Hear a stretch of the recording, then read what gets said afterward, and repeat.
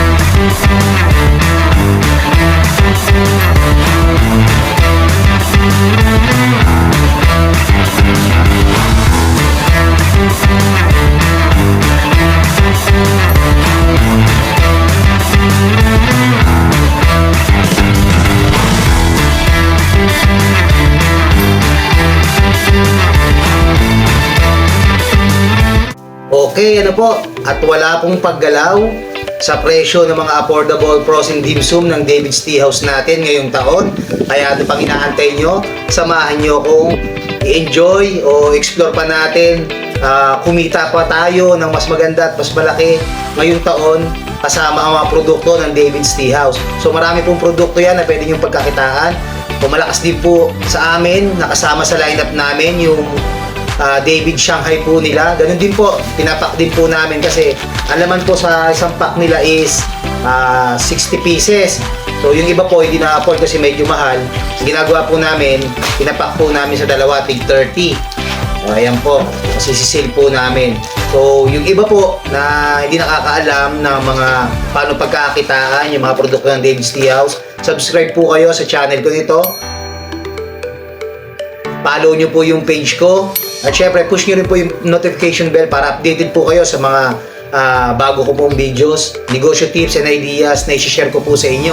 Bukod sa David, siomai, Shanghai, maganda rin pong inegosyo yung siopaw nila. So nariyan na po lahat na mga kailangan nyo sa pag-inegosyo. So wala na pong ibang dahilan pa para tamarin ngayong 2025. Ano po? O samahan nyo akong magnegosyo ngayon. At siya nga pala, i-update din natin yung mga branches ng David's Tea House. So shoutout muna sa mga kinukuhanan ko sa branch nila sa Cubao. So shoutout sa inyo, napaka-babait na mga tao nila dyan at saka sa Blooming Tree. So shoutout po sa inyo. Kamusta po? So narito pa po. Pakita ko po sa inyo. Tuloy ko po itong ginagawa ko. Pakita ko po sa inyo iba't ibang branches nila. Baka dyan po kayo malapit. Takpo nila nandyan. Pwede nyo po silang tawagan para makapag-reserve kayo kasi minsan o madalas pagpunta nyo, wala, ubos na. So, mas maganda po, tawagan nyo po muna at may pa-reserve nyo, lalo na kung mga maramihan po yung binibili nyo kagaya ko. So, ito po, panoorin nyo po ulit.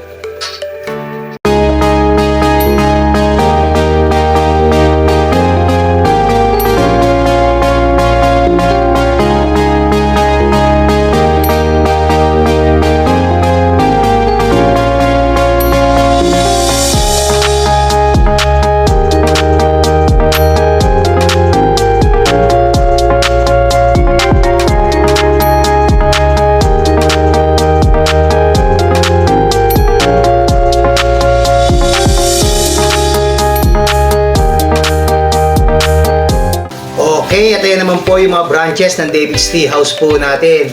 So saan po kayo malapit? So, ako po, makinukuhanan ko sa Cubao at sa Blooming Treat. Po, baka may mga branches sila na mas malapit sa inyo. Pasyalan nyo na.